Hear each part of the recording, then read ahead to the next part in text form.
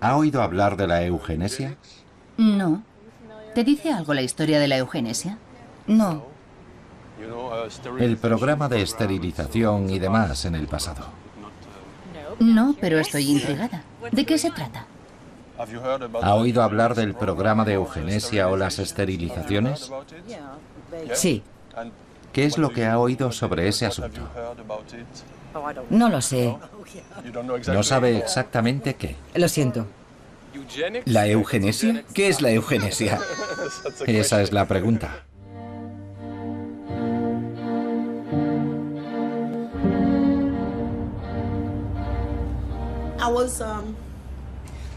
A los 13 años me violaron. Me quedé embarazada. El asistente social vino a pedirle a mi abuela que firmara una autorización y le dijeron que si no firmaba, dejaría de recibir ayuda alimentaria.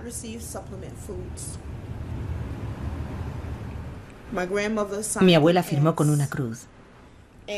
Después se llevaron a mi hijo y aprovecharon la oportunidad para esterilizarme. Normalmente, ahora pienso, me pregunto, ¿por qué lo esperaron? Yo era muy joven. Mi cuerpo no estaba preparado para tener un bebé.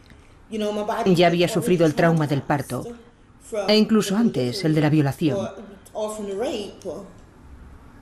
No me dijeron absolutamente nada. Mi abuela no entendía lo que estaba firmando con una cruz, porque era analfabeta. Me violaron 2 veces. En primer lugar, mi agresor.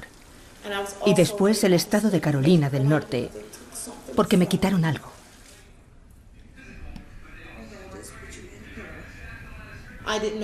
No supe que me habían esterilizado hasta los 19 años, el año que me casé. El médico me explicó que me habían hecho una carnicería. Dijeron que era deficiente mental. Y no es cierto. ¿Esa fue la razón oficial? Sí, la razón oficial para esterilizarme. Creo que por el hecho de ser negra y de una familia pobre. Probablemente pensaron que terminaría como otra gente. ¿Qué clase de estado es este? No creo que el Estado haya autorizado a un grupo de personas a reunirse y decidir qué es lo mejor para otra persona.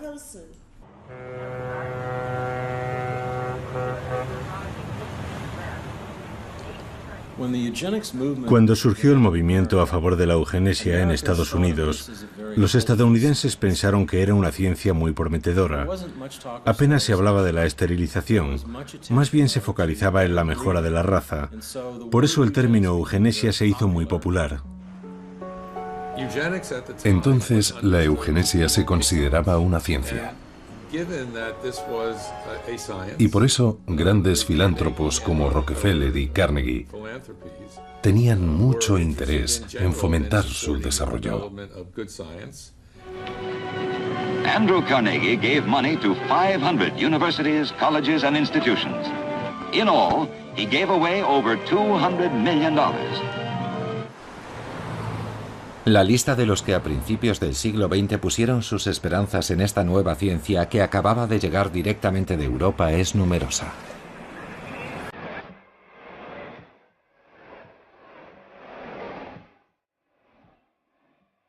En los últimos años de su vida, Darwin está preocupado. Un sombrío futuro espera a la humanidad, ya que en nuestra civilización la selección natural no juega ningún papel. Además, la renovación de la población se debe más a las clases bajas que a las clases medias o altas. En 1923, Galton, primo de Darwin, creó la palabra eugenesia, la ciencia del buen nacer.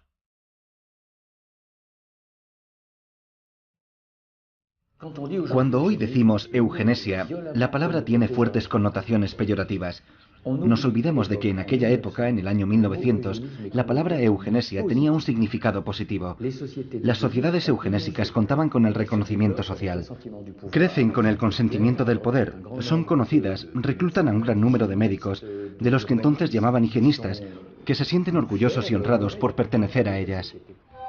A partir de 1900, las sociedades eugenésicas se multiplican por toda Europa. Un médico, Plotz, y un psiquiatra, Rudin, fundaron la primera en Berlín en 1905. Es la Sociedad para la Higiene Racial. La higiene racial consiste especialmente en impedir que los débiles, los enfermos, los incapacitados y las malas personas puedan tener descendencia. Sí, pudo haber miedo a la degeneración, un término que se utiliza mucho en la década de 1880, bajo la influencia de la difusión más o menos acertada de las ideas de Darwin, e influido también por la observación de las sociedades humanas como objetos de historia natural.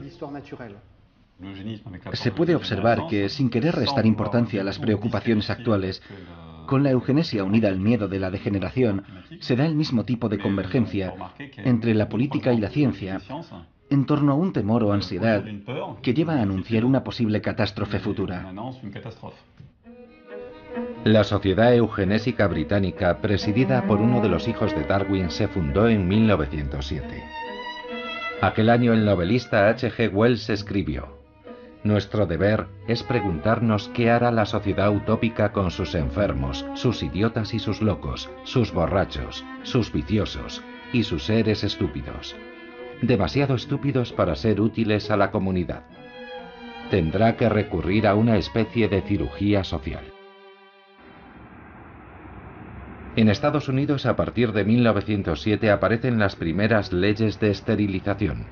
En 1910 se crea cerca de Nueva York la Oficina de Registro de Eugenesia, que se convertiría en el centro teórico de la eugenesia estadounidense. La institución que la vio nacer todavía existe.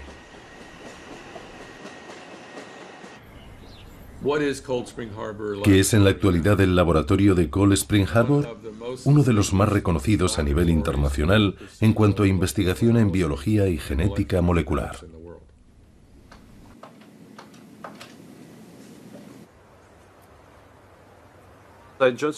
Me gustaría grabar el antiguo edificio de la Oficina de Registro de Eugenesia.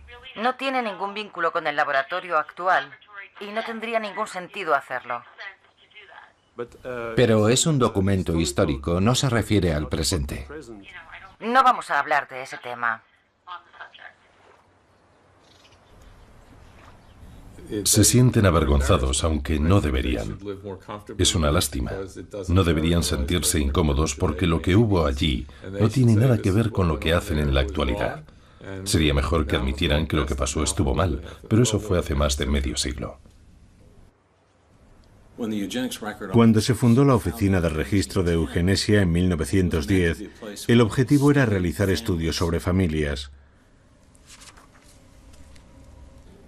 Charles Davenport, el antiguo director, se centraba, al igual que su héroe Francis Galton, en rasgos familiares.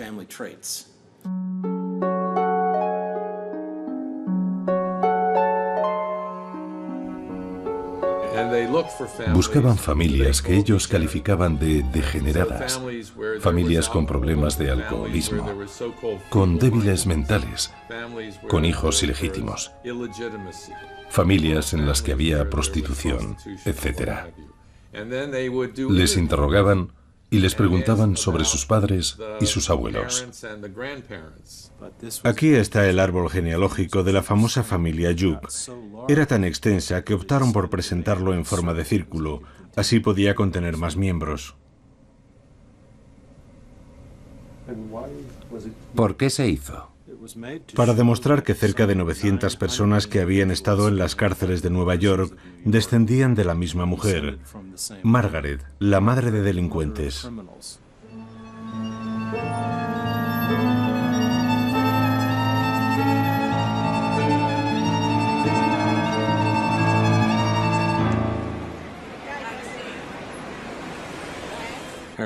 Harry Laughlin había calculado que deberían esterilizar a unos 15 millones de estadounidenses.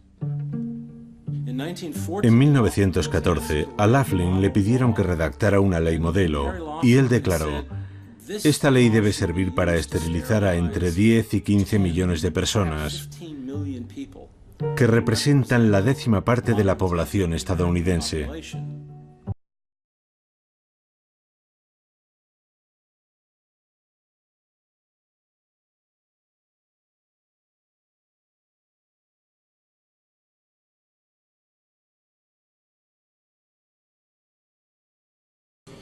Su plan era sencillamente eliminar a las personas que pudieran suponer un coste social, como los delincuentes y los pobres, y pensó que eso se podía conseguir impidiendo a la gente tener hijos.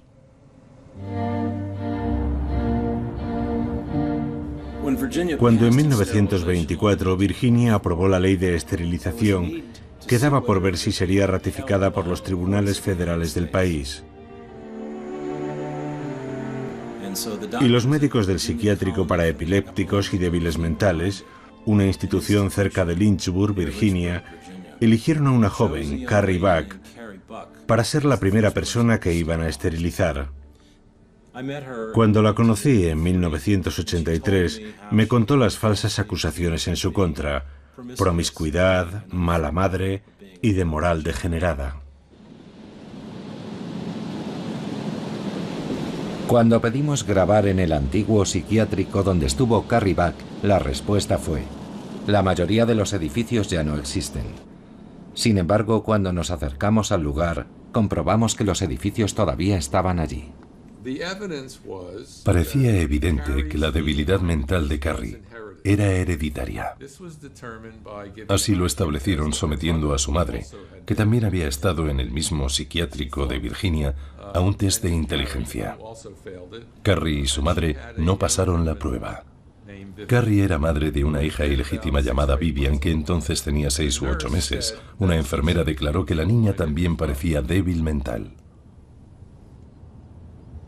El caso fue juzgado en el Tribunal de Apelaciones de Virginia y después en el Tribunal Supremo de los Estados Unidos. El juez Oliver Wendell Holmes Jr., considerado entonces uno de los más progresistas de Estados Unidos, dictó sentencia en 1927. Al final del proceso declaró: 3 generaciones de retrasadas son suficientes. La madre de Carrie, Carrie y Vivian.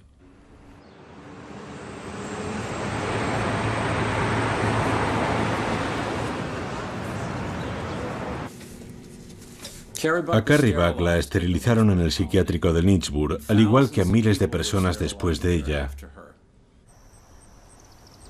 En Virginia esterilizaron a más de 8.000 personas en el marco de la legislación eugenésica, en California a más de 20.000 y en el resto de Estados Unidos hasta 60.000 personas.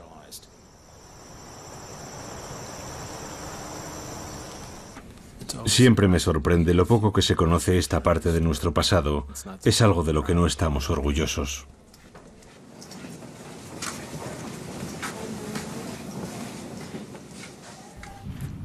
En Hitler, incluida mi lucha, no hay ni una sola idea original. Es un conglomerado de ideas, absorbidas por una persona autodidacta sin ningún tipo de disciplina intelectual, con un resultado que ofrece un aspecto erudito bastante extraordinario, pero en el que están las ideas y temas dominantes del pensamiento eugenésico de los años 1900, 1910 y 1920.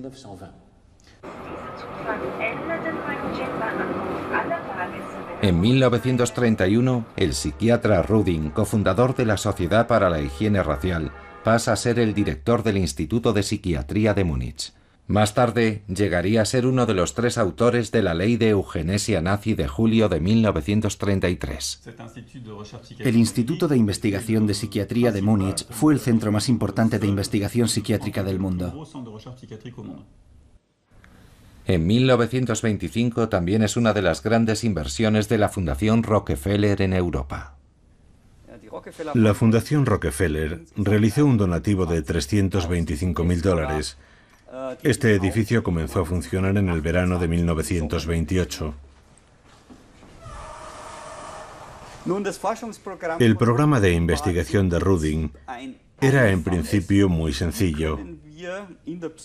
¿Cómo establecer en psiquiatría la influencia de factores genéticos en la aparición de la enfermedad mental.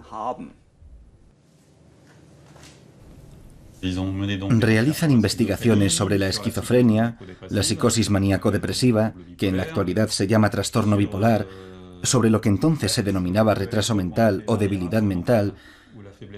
Así que no es de extrañar que los médicos alemanes recibieran la ley nazi como una victoria.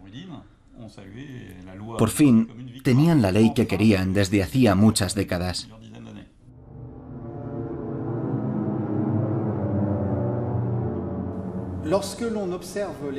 Cuando se estudian los primeros meses del régimen de Hitler, impresiona ver la rapidez con la que el mismo Führer en persona puso en práctica la ley de eugenesia, que conllevaba la esterilización de las personas consideradas inferiores. Esta legislación debe ayudar a eliminar a todo el que esté enfermo.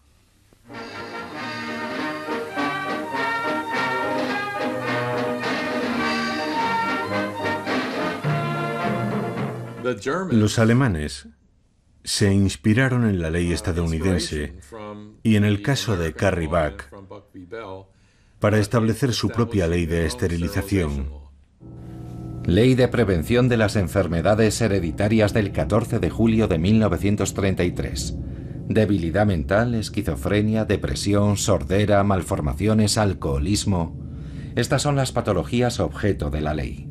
Se establecen tribunales de salud hereditaria, formados por 2 médicos y un juez. Bajo el régimen nazi se llevará a cabo la esterilización obligatoria de 400.000 personas. ¿Se acuerda del Tribunal de Salud Hereditaria? Sí, estuve allí con mi padre.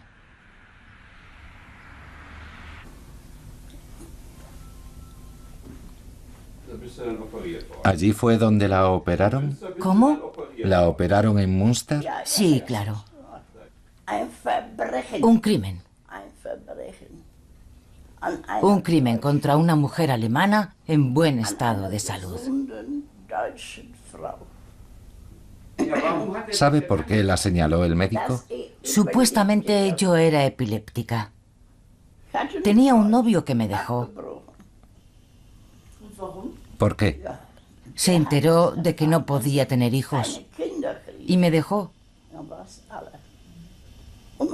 Y mis padres callados como tumbas.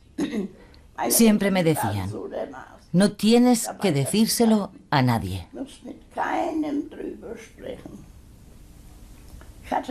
Tenía una prima en Münster y quería ir a verla. No, no lo puedes saber. Siempre era lo mismo. No se podía decir nada. He vivido así hasta hoy.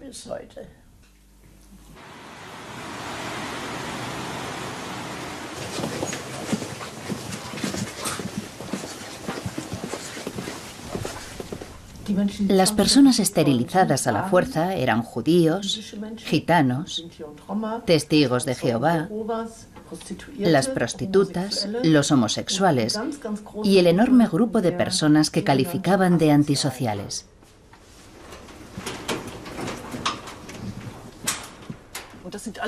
Todo esto son expedientes de los tribunales de salud hereditaria. Todas estas cajas que ve.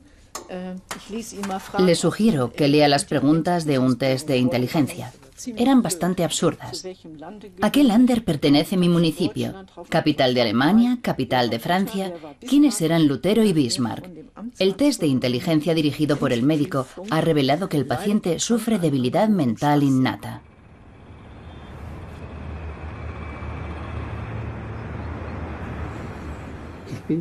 A mí me esterilizaron por debilidad mental innata.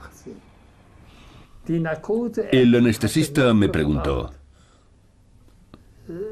dime, ¿por qué te han elegido para esta esterilización forzosa? Yo le miré. A día de hoy todavía no lo sé. Todavía no lo sé. Todo porque como resultado de los malos tratos, No supe la diferencia entre un río y un afluente, entre una escalera y una escala. Eso fue razón suficiente para esterilizar a un niño. A día de hoy sigo sin entender por qué. Eso significa que a los 14 años yo era un adulto. A los 14 años. A esa edad entendí perfectamente qué habían hecho con mi vida y cómo se desarrollaría. Esquizofrenia y debilidad mental innata. Estadísticamente hemos comprobado que son los dos diagnósticos más frecuentes en los archivos. Los más frecuentes. Son denominaciones muy vagas, por eso se utilizan con tanta frecuencia. No se podían establecer criterios ni tampoco demostrarlos. Por tanto, la gente tenía que vivir toda su vida con ese diagnóstico, aunque no tuviera nada.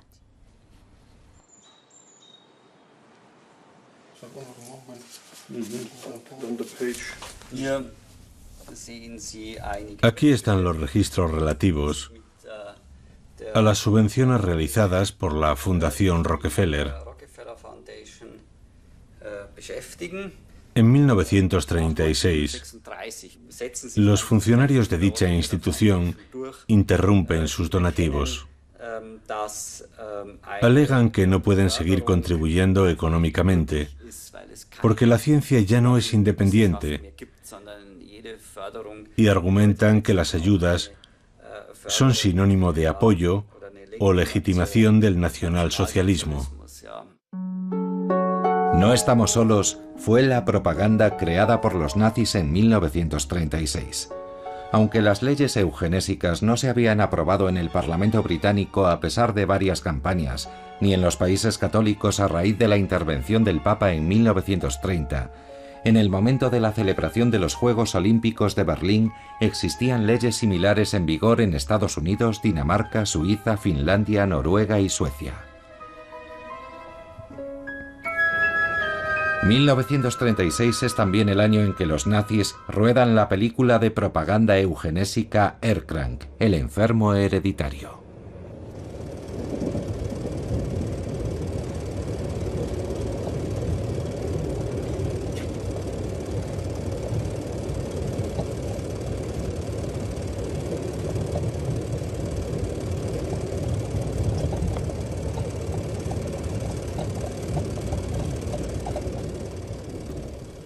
¿Se da un cambio a partir de 1939 con el llamado Acción T4, el programa de eutanasia nazi?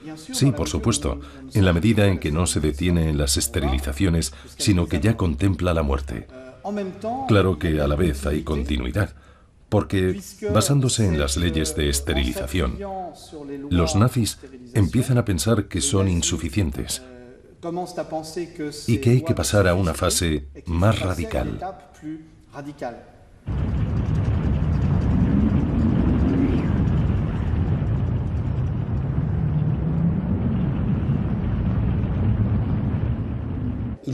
Solo hizo falta entrar en guerra para que los nazis pasaran de la esterilización a una auténtica política de asesinatos. Desde que en octubre de 1939 Hitler pone en marcha el programa T4, en ningún momento es oficial. Es un programa confidencial, un secreto absoluto que se exige también al personal, a quien se prohíbe tomar fotografías y hacer declaraciones. Aquí, en el número 4 de la calle Tiergarten de Berlín, estaba la sede administrativa de la operación T4. Los pacientes eran seleccionados a partir de los expedientes médicos.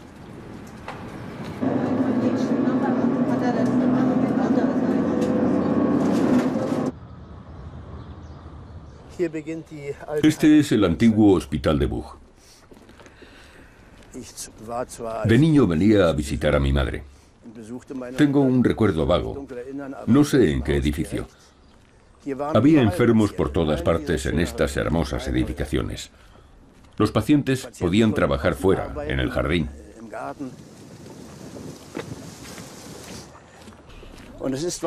Y con seguridad es por este camino por donde eran llevados hacia la muerte.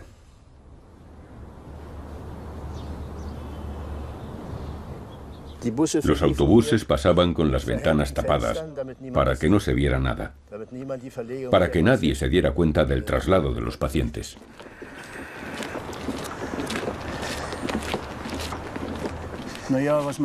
En cuanto a mi madre, fue internada por un médico en un sanatorio en Berlín a causa de una depresión, una simple depresión. A los pacientes les ponían una marca en la espalda, lo que indicaba que estaban listos para ser transportados hacia la muerte.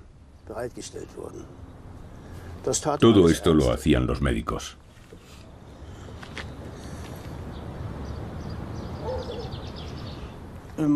A mi madre la trasladaron a Bernburg, igual que a muchos pacientes de Buch. Está en el sur de Alemania, en Sajonia. También era un hospital donde habían construido un centro de exterminio, con cámaras de gas.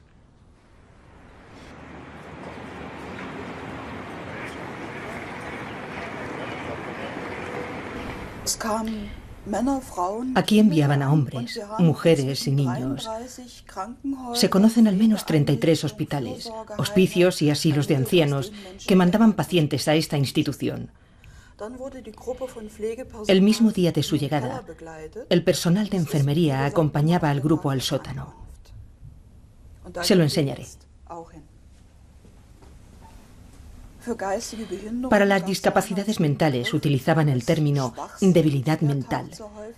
Se repite con frecuencia y para las enfermedades psíquicas el diagnóstico más frecuente era esquizofrenia. Pero englobaba todo un montón de síntomas que en la actualidad darían lugar a muchos otros diagnósticos.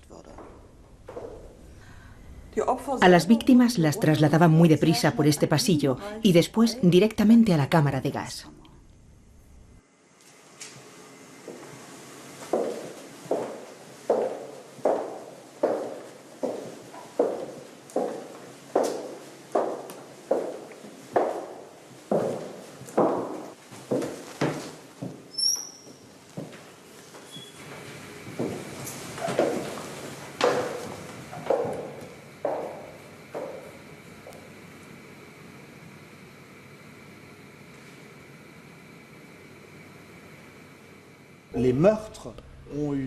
Los asesinatos tuvieron lugar entre enero de 1940 y julio de 1941, es decir, durante 18 meses, con el resultado de 75.000 víctimas. Estas ejecuciones fueron en buena medida parte del experimento de purificación racial de la sociedad alemana, que sin duda debía ser el preludio de la purificación racial de la sociedad europea. El programa T4 se interrumpe oficialmente en agosto de 1941, después de la homilía del Monseñor von Galen, obispo de Münster. Pero parece que en realidad se detiene porque los objetivos están cumplidos. Eso es lo esencial.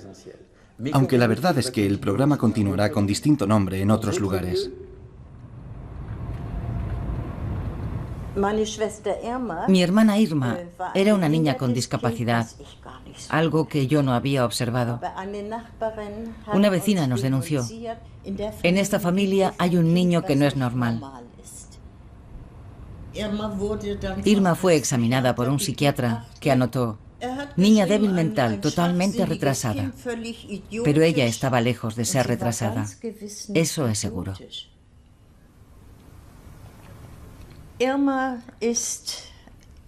El 16 de agosto de 1943, Irma y otras 228 niñas fueron deportadas a Viena, a un hospital psiquiátrico, el Steinhof.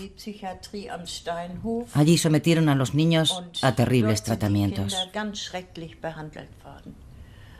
En los documentos que he recopilado a lo largo de los años, se constata que en agosto de 1943, Irma pesaba 40 kilos y 2 meses después, tan solo 28.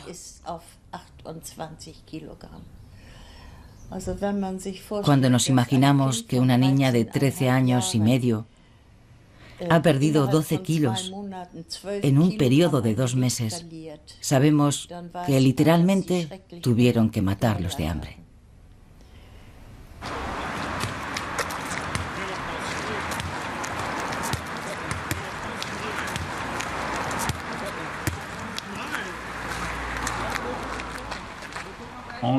Los historiadores calculan una cifra de 200.000 pacientes psiquiátricos muertos en los territorios alemanes a causa de la eutanasia.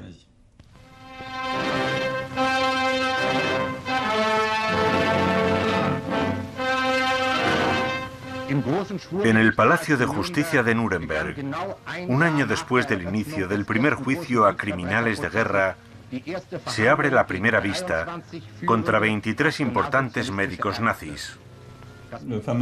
El famoso proceso de los doctores de Nuremberg, con 23 acusados de un total de 90.000 médicos alemanes, no es ni siquiera la punta del iceberg.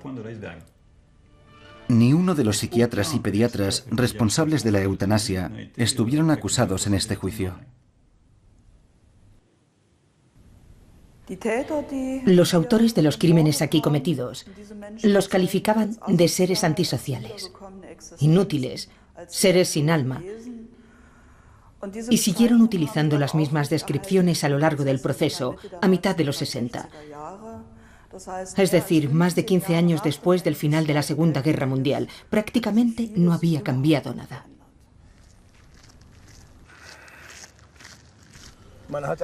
En las últimas décadas, apenas se ha pensado en los pacientes fallecidos en este hospital de Buch hace 60 años.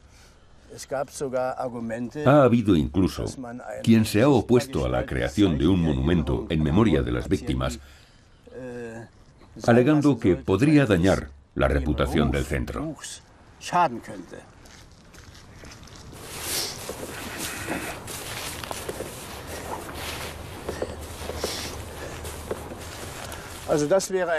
Este sería el lugar ideal para un monumento conmemorativo, porque al fondo se ve el antiguo hospital. La idea de que esas personas estaban locas persiste en la actualidad.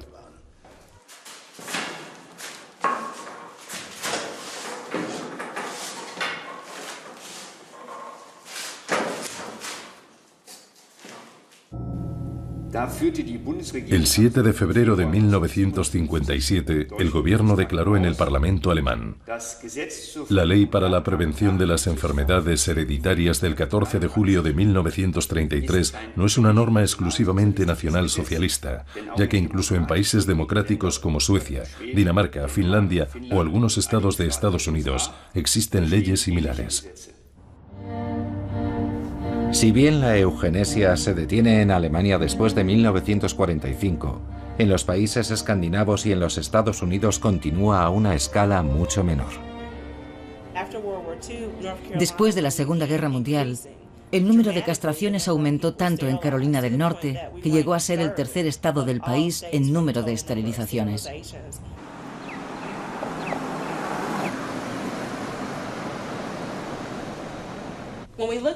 Si estudiamos la eugenesia en Carolina del Norte, vemos que entre 1929 y 1974 se esterilizaron 7.600 personas. Y como pueden observar, la curva experimenta un pico en las décadas de los 50 y 60. Hay niños y niñas que entonces tenían 10 años, por lo que existe un importante número de personas entre nosotros que en la actualidad tienen entre 50 y 60 años.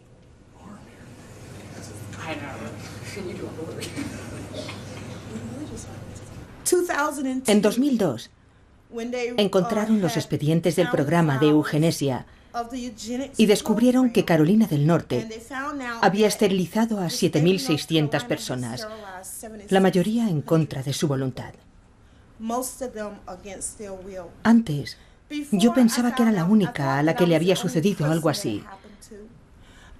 Me sentía avergonzada, humillada, degradada. Terminé tratándome con Prozac y Seroquel.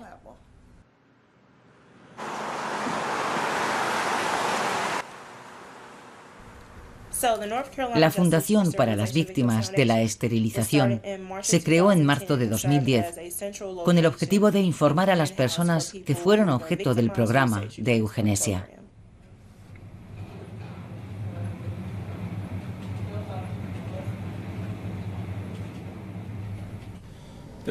Al menos en 2 estados, aumentó el número de esterilizaciones forzadas después de los años 50, Virginia y Carolina del Norte. Para muchos de los médicos que las practicaban, era una cuestión de orgullo. Evitar que la gente que vivía de las ayudas sociales tuviera más hijos.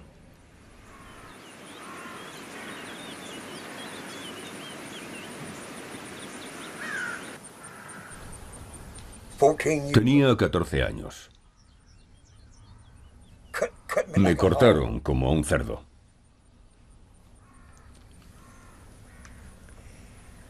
Me operaron en 1948. Hace 64 años.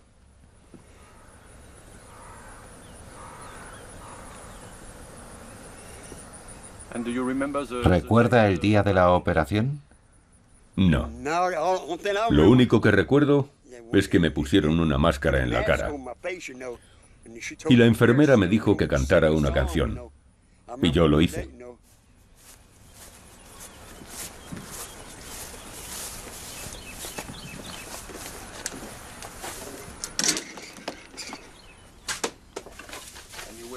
¿Estuvo en Kingston? Sí, en la escuela de formación de Caswell.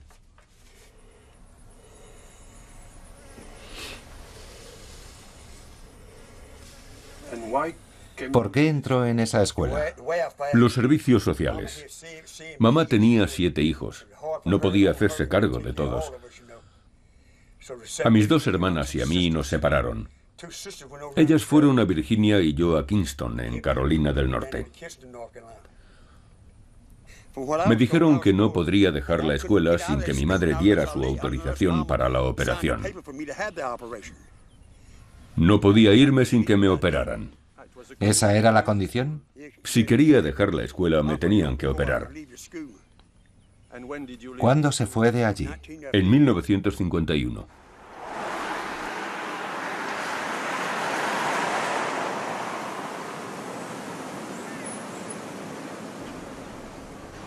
La Liga por la Mejora Humana era un movimiento apoyado por las familias y los médicos de renombre. Distribuían folletos que hablaban de los débiles, diciendo que no deberían reproducirse. Una gran maquinaria propagandística. La Liga se creó en 1947. Uno de sus objetivos era ocuparse de los tontos y los débiles mentales.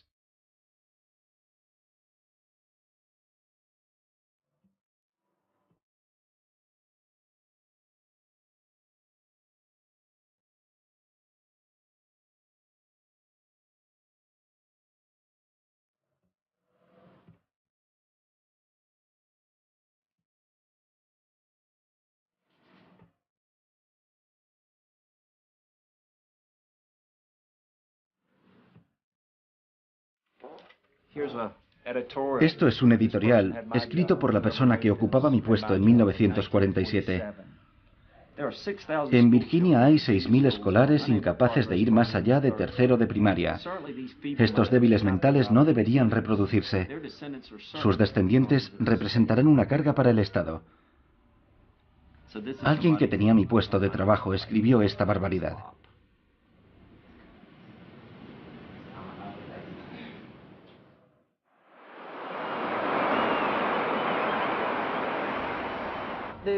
Las leyes de esterilización duraron desde 1935 a 1976, pero entonces nadie protestó contra ellas.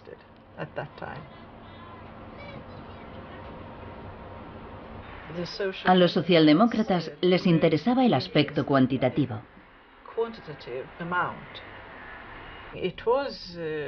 Era una especie de medida social para purificar la sociedad, eliminando a las personas más pobres.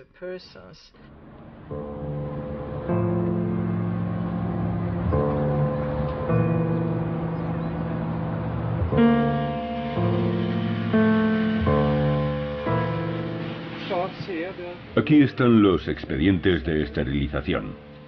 Aquí y también aquí.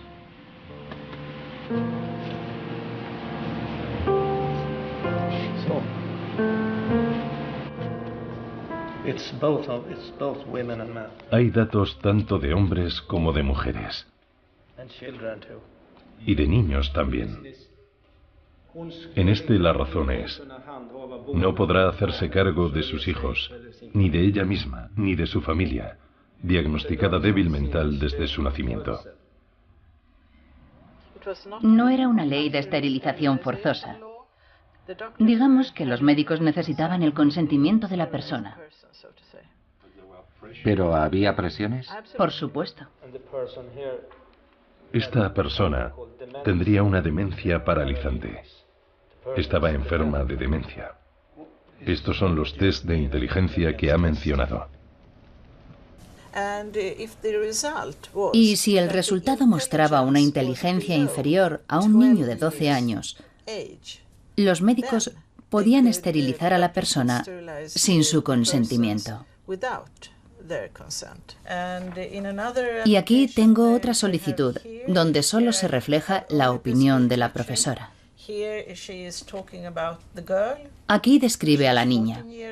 Tiene 14 años y, según esto, había abandonado varias veces la escuela.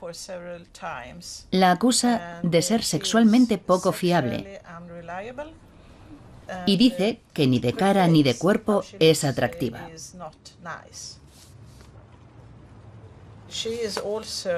También afirma que es totalmente retrasada. Este documento es de 1947. Y la chica fue esterilizada sin su consentimiento.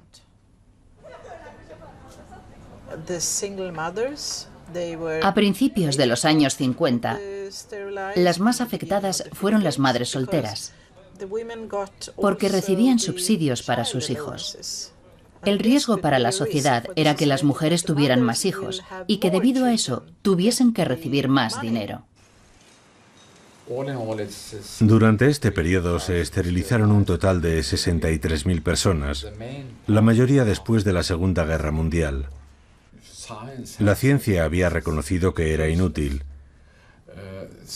pero tardamos tiempo en reaccionar, en cambiar nuestros hábitos, en aceptar nuestros errores. Todo este mecanismo en sí interesaba.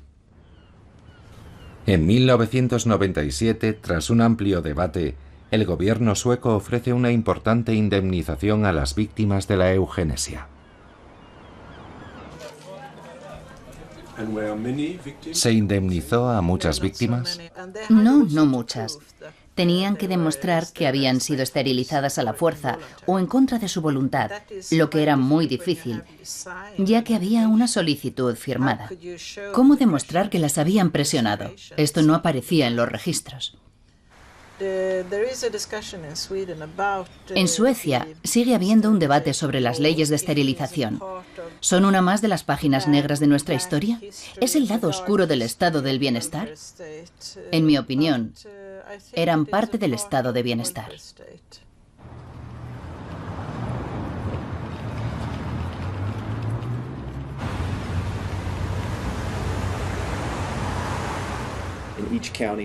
Todas las provincias tienen un departamento de asuntos sociales.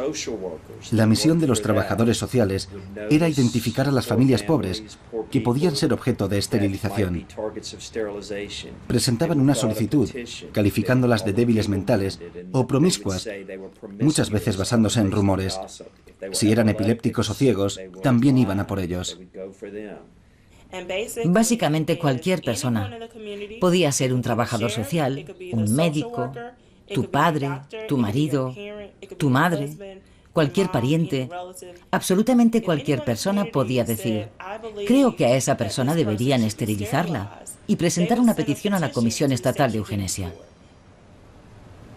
En este edificio se ubicaba la famosa comisión. No queda ni rastro. ¿Han oído hablar de la eugenesia? No.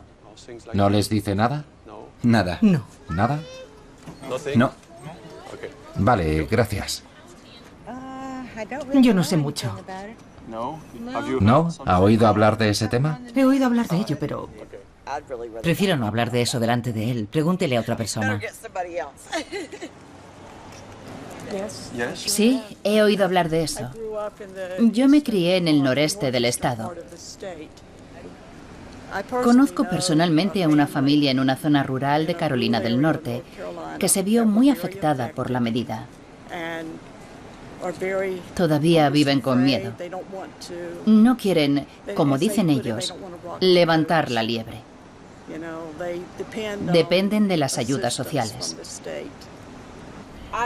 Solo sé que hace mucho tiempo había funcionarios que decían a las minorías que si querían recibir ayudas sociales tenían que ser esterilizados. ¿Es eso? Sí, eso es. A lo largo de los años se constata que en los 50 y 60 aumenta considerablemente el número de mujeres afroamericanas que son declaradas no aptas. El objetivo de las esterilizaciones en Carolina del Norte no era, creo, responder a una doctrina eugenésica de mejora de la calidad de la población, sino ahorrar dinero.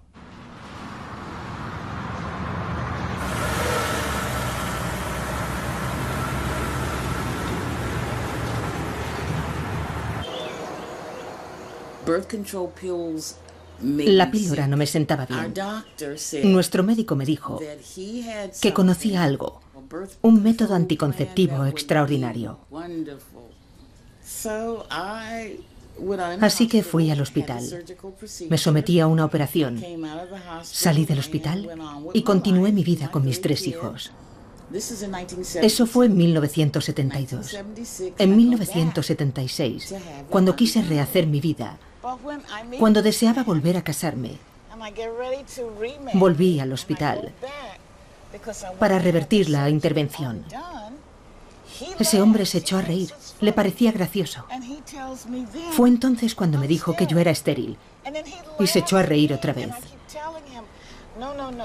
Yo le repetí que no era eso lo que había afirmado, que no era eso lo que él me había dicho.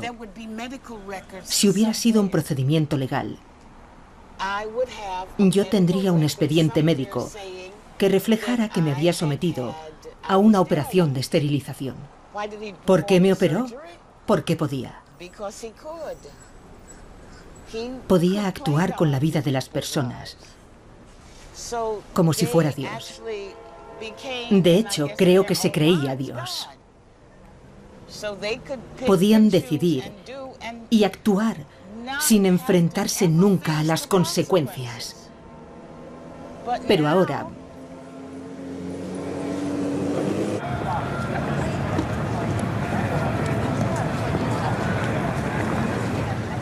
En 1980 el Parlamento alemán aprobó una indemnización de 5.000 marcos a las víctimas de la ley eugenésica de julio de 1933. 5.000 marcos. Por todo su sufrimiento. Por robarles la fertilidad. 5.000 marcos. ¡Qué vergüenza! Es ridículo. Eso no es un reconocimiento. Tuvieron que luchar hasta el 2007 para ser reconocidos como víctimas del nazismo. Su batalla se prolongó hasta el año 2007. Una lucha que empezó en 1945 y que duró hasta 2005. Si sumamos esas 6 décadas desde 1945, vemos que es muchísimo tiempo. Pasamos a la resolución de la Comisión sobre la propuesta del grupo CDU-CSU y del SPD titulada Rechazo de la ley para prevenir enfermedades hereditarias del 14 de julio de 1933. ¿Quién apoya la resolución? ¿En contra? ¿Abstenciones? Se aprueba la resolución.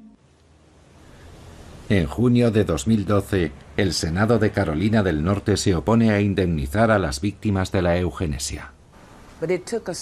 Tardamos 10 años en llegar hasta ahí. Empezamos el proceso en 2003.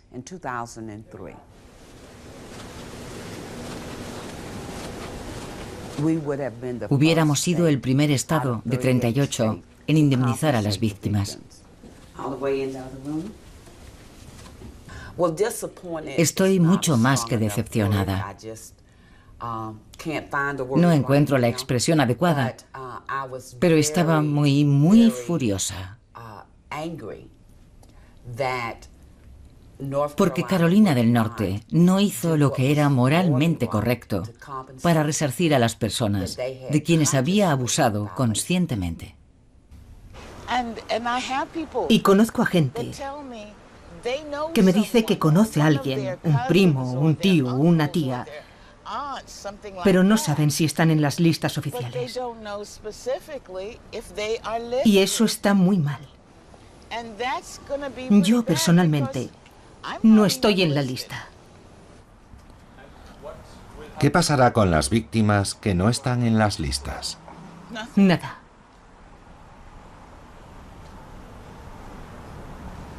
Nada.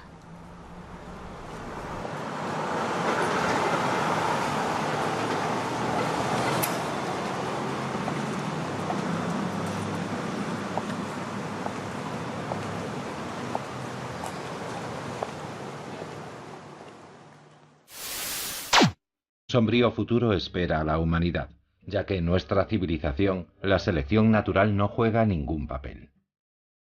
Además, la renovación de la población se debe más a las clases bajas que a las clases medias o altas.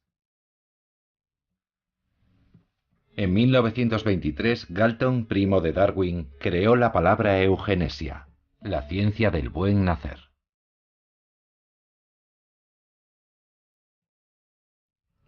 Cuando hoy decimos eugenesia, la palabra tiene fuertes connotaciones peyorativas. Nos olvidemos de que en aquella época, en el año 1900, la palabra eugenesia tenía un significado positivo. Las sociedades eugenésicas contaban con el reconocimiento social. Crecen con el consentimiento del poder, son conocidas, reclutan a un gran número de médicos, de los que entonces llamaban higienistas, que se sienten orgullosos y honrados por pertenecer a ellas. A partir de 1900, las sociedades eugenésicas se multiplican por toda Europa.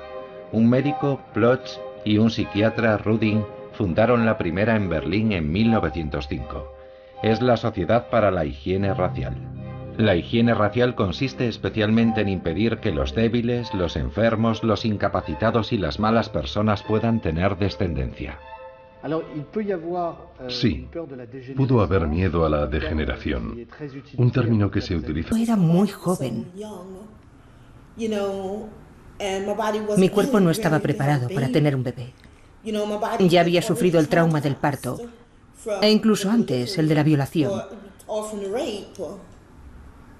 No me dijeron absolutamente nada.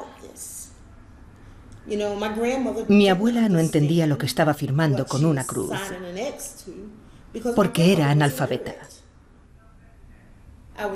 Me violaron 2 veces. En primer lugar, mi agresor, y después el estado de Carolina del Norte, porque me quitaron algo.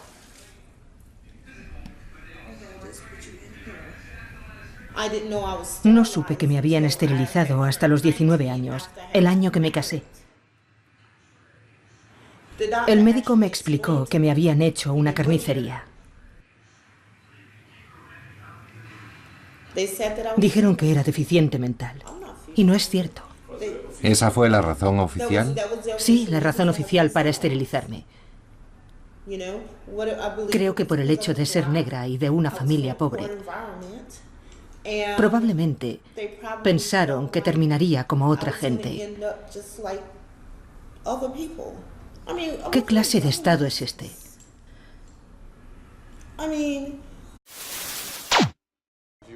¿Ha oído hablar de la eugenesia? No. ¿Te dice algo la historia de la eugenesia? No. El programa de esterilización y demás en el pasado. No, pero estoy intrigada. ¿De qué se trata?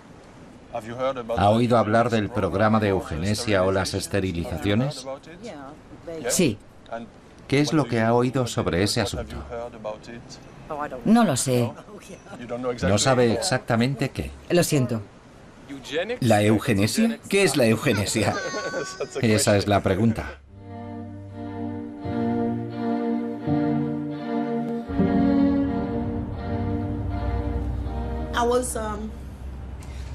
A los 13 años me violaron.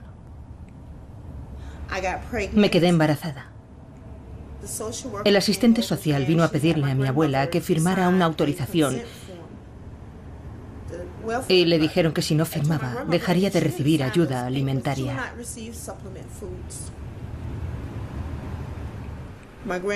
Mi abuela firmó con una cruz. Después se llevaron a mi hijo y aprovecharon la oportunidad para esterilizarme. Normalmente, ahora pienso, me pregunto, ¿por qué no esperaron? Mucho en la década de 1880, bajo la influencia de la difusión más o menos acertada de las ideas de Darwin, e influido también por la observación de las sociedades humanas como objetos de historia natural. Se puede observar que, sin querer restar importancia a las preocupaciones actuales, con la eugenesia unida al miedo de la degeneración, se da el mismo tipo de convergencia entre la política y la ciencia en torno a un temor o ansiedad que lleva a anunciar una posible catástrofe futura.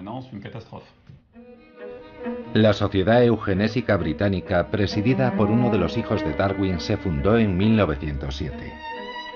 Aquel año el novelista H.G. Wells escribió: "Nuestro deber es preguntarnos qué hará la sociedad utópica con sus enfermos, sus idiotas y sus locos, sus borrachos, sus viciosos y sus seres estúpidos. Demasiado estúpidos para ser útiles a la comunidad. Tendrá que recurrir a una especie de cirugía social". En Estados Unidos, a partir de 1907, aparecen las primeras leyes de esterilización. En 1910 se crea cerca de Nueva York la Oficina de Registro de Eugenesia, que se convertiría en el centro teórico de la eugenesia estadounidense, la institución que la vio nacer toda. No creo que el Estado haya autorizado a un grupo de personas a reunirse y decidir qué es lo mejor para otra persona.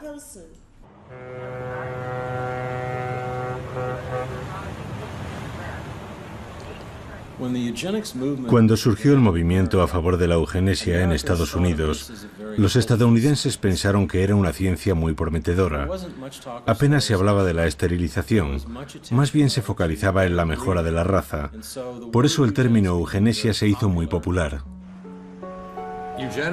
Entonces, la eugenesia se consideraba una ciencia.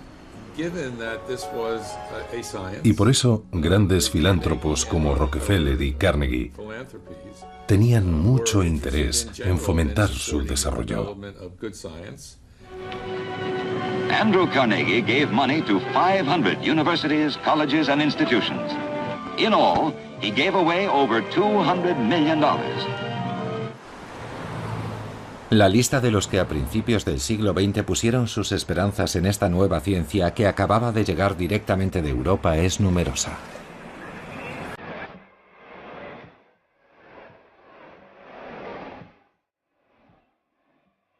En los últimos años de su vida, Darwin está preocupado.